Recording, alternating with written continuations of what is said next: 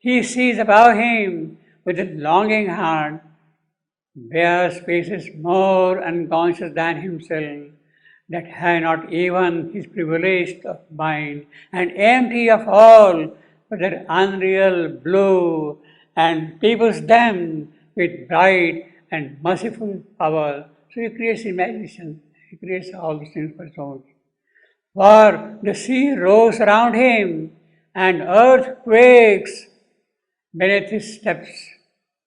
The fire is at his doors, and death prowls baying to the wolves of life.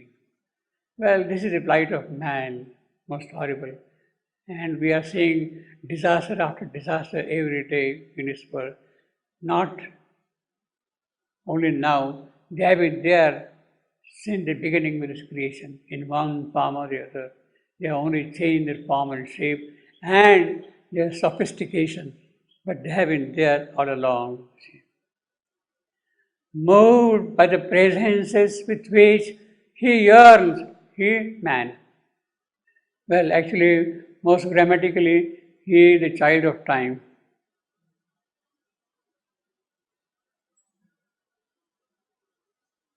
Art, religion, child of time, he magnifies, he calls, he sees. But of course, he has clarified the child of time by saying that he is a thinking clay. That is man. And then he goes on describing the gods who watch the earth with sleepless eyes and guide his giant stumblings through the void has given to man, now he has made it clear, man, the burden of his mind. So we are carrying that unhappy burden always on our shoulders, you see. And we are proud of it. We are mighty proud of it, you see. In his unwilling heart, they had lit that fire and sown in it the incurable unrest. So you are always searching this, doing that constantly, whether it is science, whether it is philosophy, whether it is art, wherever it be, you are constantly, but you are really not discovering the real thing anywhere. Yeah. And that becomes his incurable unrest. His mind is a hunter upon tracks unknown, amusing time with vain discovery. He deepens with thought the mystery of his fate and turns to song his laughter and his tears. His mortality vexing with the mortal's dreams. Well, he dreams of immortality, freedom, immortality. That is the formula of the life divine, the first sentence, first paragraph itself. He dreams of immortality. So he is denying life divine. His mortality vexing with the mortal's dream, troubling his transience with the infinite supreme. They gave him hungers which no food can fill. He the cattle of the shepherd gods. So this is what man is, after all, and we are so proud of it. We have crossed into outer spaces, we have gone here, we have gone there, we have conquered the world, we have made huge big buildings, massive structures, whatnot, and still we are doing. But all that thing is a cattle of the shepherd gods. His body, the tether with which is tied. They cast for fodder grief and hope and joy. So that is our food, that is our fodder, you see. Dry grass, fodder, you see. Grief, luckily grief also accompanied with bit of hope and joy. Otherwise, that fodder will not be tasty enough, you see. Into his fragile, undefended breast. They have breathed a courage that is met by death. They have given a wisdom that is mocked by night.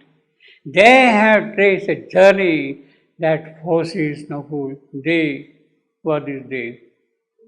Is gods. Is gods, yeah. Aimless man toils in an uncertain world, lulled by inconstant pauses of pain, scourged like a beast for the infinite desire, bound to the chariot of the dreadful gods, bound to the chariot of the dreadful gods, bound to the chariot. That is clearly reminiscent of Hector being dragged in the arena by, I am forgetting that name, famous name. Okay, well, see, he was defeated, he was tied to the chariot, and then the chariot was driven in the arena 7 times, that body dragged like that, like that. Okay, it will come sometime. But that is clearly reminiscent of that scene. Priam's son, Hector, he was killed in the battle and he was tied to the chariot. And the body, it was just the body. Huh? He was not alive anymore. No. He was tied. Yeah. It was just a triumph round. Yeah. And the body was dragged around 7 times. It's such a cruel scene. Disgusting. It's a cruel scene. And then next morning, his father goes to that fellow and pays heavy ransom for recovering the body, for giving the funeral rites. So here, this is a very clear indication. Bound to the chariot. See, that is the reference. Or the dreadful gods. Yes, he was really kind of occupied by the dreadful gods. But if thou still canst hope and still wouldst love, return to body's shell, get tied to earth, and with thy heart's little remnant try to live. See, this is the little hope I am giving you. See, hope not to win back to thee, Satyavan. That is his ultimate thing. He is not going to budge upon that thing at all, till the end. You are not going to win back the spirit of Satyavan. That is out of the question, totally out of the question. Yet since thy strength deserves no trivial crown, yes, you have stepped into the darkness, you have done this thing. Nobody in the entire occult history has stepped into the darkness. So you are not a small person at all. You have some greatness in you, and I must acknowledge that greatness of yours by rewarding you to go back. You are going back from my house. You cannot go back from my house empty-handed. You have come here to my house. You are going back. You cannot go back empty-handed. I am going to give you some boons, some gifts. Please take those gifts and return as a good guest. You have been honored duly as a guest. Go back now. Yet sin, the strength deserves no trivial crown. Gifts I can give to soothe thy wounded life. The pacts which transient beings make with fate, and the wayside sweetness earthbound hearts would pluck. Achilles, that's the name. What a fellow.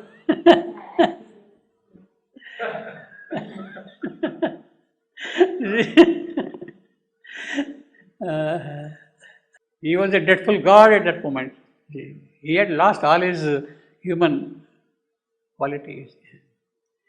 The pacts which transient beings make with fate, and the wayside sweetness Earthbound hearts would pluck these if thy will accepts, take freely thine. Here you are. I am ready to offer you some gifts. Because you have come to my house, you are going back, so please take these gifts and go back. Choose a life source for thy deceiving pride. Receiving prize. See, he is very sarcastic, very clear about human psychology, and very fully aware of the human nature, how it plays and all that. So he is a very clever man also, see. Choose, make freely thine, you see. Yeah, he is humiliated. Deceiving pride, see. There cannot be any better prize, a better praise than that, deceiving prize. Yes, you want this thing, you want that, take it away. No problem for me. You are deceiving yourself. We keep on asking, always, always deceiving prizes when we go to Samadhi. We don't really ask the real thing because we are not really prepared ourselves inwardly to ask for the real thing. We had never asked what is really for our inner growth, for our inner progress, for our spiritual possibilities to open out, how did to open up. We never asked that kind of a thing. We keep on asking deceiving prizes. Give me this, I want that, I want that. Okay, no problem. But the real thing starts when you realize what exactly to ask there. Your real worship, your bhakti, your real sadhana begins with that when you have prepared yourself intensely enough inwardly to ask what the real soul demands, and you offer and ask, it is that which is immediately granted to you. The rest is all is okay, passing through. Receiving prizes are immediately accepted, but the inner thing, you have to wait and patience and perseverance. Yeah, we keep on, see, we keep on. Because he sees that you are not ready. Yeah, we're not really ready. We keep on ourselves pleasing with the deceiving prizes. We keep on, we please ourselves all the while. Okay. As says the ruthless and tremendous voice, unendingly, there rose in Savitri the moonlit ridge on a shuddering flood stir of thoughts, out of some silence born across the sea of a dumb, fathomless heart. So he's giving now the simile of a sea rushing, how it is coming out of her. He says, choose a life's hopes. Now, again here, the responsibility lies on the one who chooses, not on the one who gives.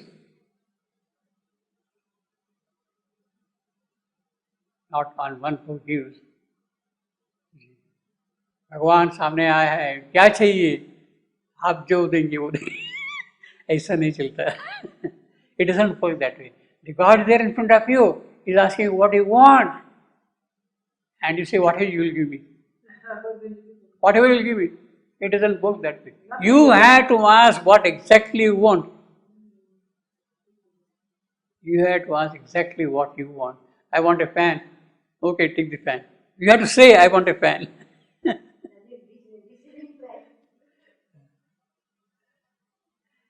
So the responsibility lies on one who chooses, not on the giver. So these people are very clever. See, they are very clever. As see the ruthless and tremendous voice. Say it is a ruthless and tremendous voice. Because he was talking very cruelly also, you see. Unendingly the rose and Savitri like a moonlit breeze on a shuddering flood, a stir of thought or some silence born. across the sea of her dumb, fathomless heart. At last she spoke. See, in the beginning she refused to speak. The woman answered not. She answered not because her spirit knew. So she did not answer.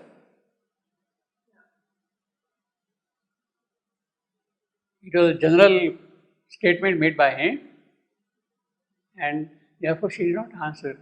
Her spirit knew. But now an offer is made. She is in a way forced to answer. She is compelled to answer. The offered logic says that she must answer.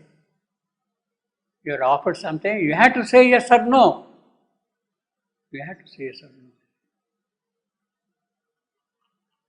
So with all the description of man, this is the plight of man and you are looking for that thing and what. Still if you want some gifts, okay, have some gifts. And then at last spoke, her voice heard by night. Her voice was heard by night. Although she is answering to death, it is in the entire panorama of night that the voice is ringing, spreading everywhere. Everywhere.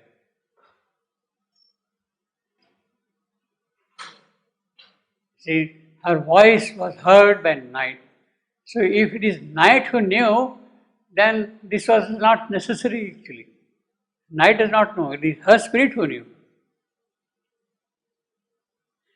I bow not to thee, O huge mask of death. So she immediately recognizes, rather tells him, look here, mister, who are you? You are after all a mask. Mask of the Supreme, presenting himself as death. I know it. I have seen behind you the reality of you. What you are telling me is only the frontal part of it. I bow not, therefore I will not obey you. I will not obey the mask. I will obey the divine who is behind the mask, behind death. Black lie of night to the cowed soul of man. Man's soul is a feeble, little bit cowed, and is a black of unreal, inescapable end of thing. Thou grim just played with the immortal spirit. Thou grim just played with the immortal spirit. You are playing a jest with the immortal spirit. Here, of course, it means both. It means here immortal spirit stands directly for Savitri. In the cosmic working, he is a jest, he is playing a jest against the manifesting immortal spirit. So, in the immortal spirit actually covers both the aspects. Savitri, the immortal, he is playing a jest with Savitri, who is the immortal spirit. He is playing a jest also with the cosmic spirit, which is there here in operation. Conscious of immortality, but now she makes it very clear. Conscious of immortality, I walk. You are alive, but I am conscious of my immortality. You cannot touch my immortality. You cannot slay my immortality. Although I have taken mortal birth, you cannot touch my immortality. A victor spirit conscious of my force, not as suppliant to the gates I came. I did not come with supplication. Unslain I survived the clutch of night. By my own strength, I have been able to come here and enter into your domain. You are suffocating, you are smothering me. All kind of things are there. I have withstood them. I am a vector spirit, conscious of my force. Now again, see, we have already seen earlier what Savitri spoke about herself. Now here again Savitri is revealing something of her own, that she is a victor spirit of conscious force. What is Savitri's divinity is once more revealed. So actually it will be good to collect all these quotations, Savitri telling herself who Savitri is. This is a good example of that, you see.